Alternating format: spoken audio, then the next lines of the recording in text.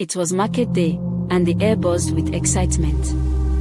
Women called out to customers, traders bargained loudly, and children weaved through the crowd with baskets of goods. The sun hung high in the sky when Amina's sharp scream cut through the noise like a knife. "My basket is gone," she shouted. Everyone in the marketplace stopped.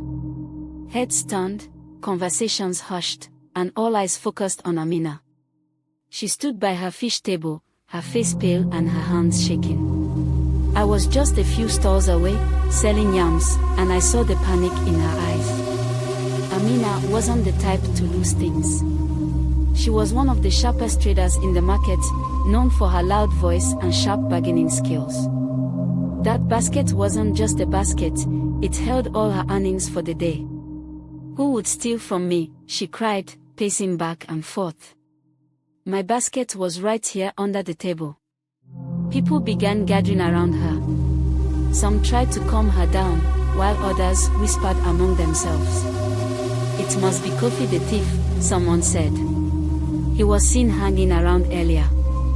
But I hadn't seen Kofi all morning. "Are you sure you didn't leave it at home, Amina?" I asked cautiously. Her eyes darted to me, her anger flaring. "No. I brought it here. I always keep it under the table. Someone must have taken it." The crowd grew restless. Some traders started checking their own stalls, worried that other things might have been stolen too. Amina was pacing now, her frustration boiling over. Then Kwame, the young boy who helped his mother sell groundnuts, stepped forward. "I saw a woman in a blue cloth walk past Amina's table," he said. "She was acting strange, looking around like she was hiding something." "A blue cloth?" Amina repeated, her voice rising. "That must be Oma." Oma, the widow, was known in the village for always wearing a blue cloth.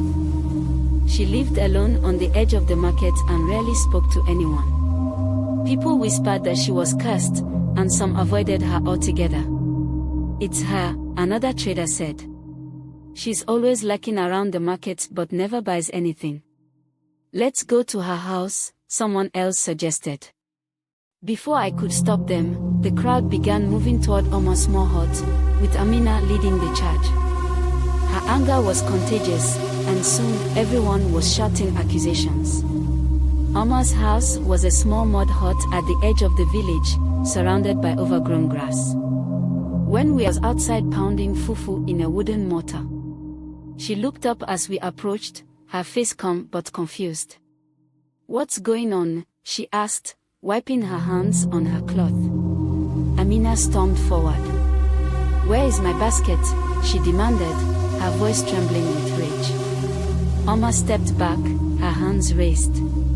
"I don't know what you're talking about." "Don't lie," someone in the crowd shouted. "We know you took it." The crowd grew louder, and before Oma could defend herself, they began searching her house. They overturned her pots, threw her clothes onto the ground, and rummaged through her small belongings. Oma stood frozen, tears welling up in her eyes. "Stop this!" I shouted, but my voice was drowned out by the chaos. "Check under the bed," someone yelled. "There's nothing here," another voice called back. Just as the crowd was about to accuse Oma again, Kwame came running back from the market, waving something in his hand. "Stop! Stop! I found it," he shouted. Everyone froze. Kwame pushed his way through the crowd, holding up a woven basket. It was Amina's. "I found it behind the fish table," he said breathlessly. "The wind must have blown it there." Amina snatched the basket from him and opened it. Everything was inside, her money, her cloth, her fish. Her face turned pale as the realization hit her. Oma stood silently, her hands trembling at her sides. The crowd began to murmur awkwardly, their excitement now replaced with guilt. "I'm sorry, Oma," Amina said quietly, her eyes downcast. Oma didn't reply. She simply turned and walked back into her hut, closing the door behind her. The walk back to the market was silent. No one spoke, and everyone avoided each other's eyes. The joy and energy of the market day were gone, replaced by a heavy feeling of shame. That night, as I packed up my yams, I couldn't stop thinking about what had happened. It was so easy for everyone to assume the worst about Oma.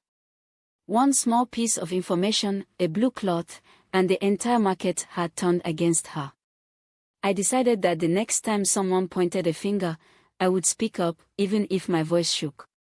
Because I had seen how dangerous it was to follow a crowd without thinking, and I never wanted to see someone suffer like that again.